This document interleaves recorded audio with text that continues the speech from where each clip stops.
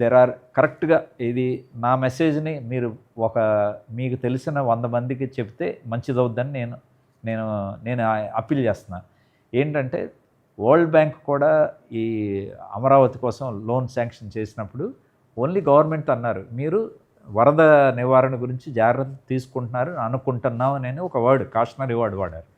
దానికి state government ఏం చేశారు, totally they have declared even in the public domain press కాన్ఫరెన్స్లో అసలు అమరావతికి నెక్స్ట్ 50 years ఫ్లడ్స్ అనేది రాకుండా మొత్తం ఈ పాలవాగు, కొండవీటి వాగు అని చెప్పి గ్రావిటీ కెనాలు ఇవన్నీ మీరు టర్మ్స్ చాలా వీడియోస్లో వినే ఉంటారు. వీటన్నిటినీ చేస్తున్నారు, కొత్తగా చేస్తున్నారు.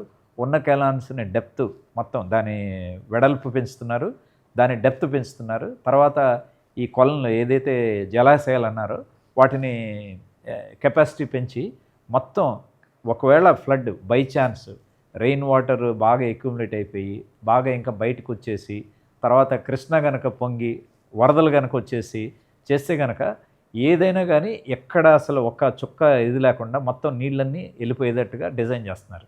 సో నీళ్ళన్నీ డిజైన్ చేసినప్పుడు ఏమవుతుంది, నెక్స్ట్ 50 years సే డ్రామాటిక్గా చెప్పాలంటే ఈవెన్ ఇఫ్ కావాలని గవర్నమెంటే ముంచేద్దామని ట్రై చేశారనుకోండి, సెబడేజ్ చేద్దామని, సపోజ్ ఎనిమి ఏమన్నా చేద్దామని చేశారనుకోండి, ఒకవేళ అసలు డ్యామ్ని ఒక బ్రీచ్ చేశారనుకోండి, సే పులిచింతల డ్యామ్ని బ్రీచ్ చేశారు, nothing is going to happen to Amaravati.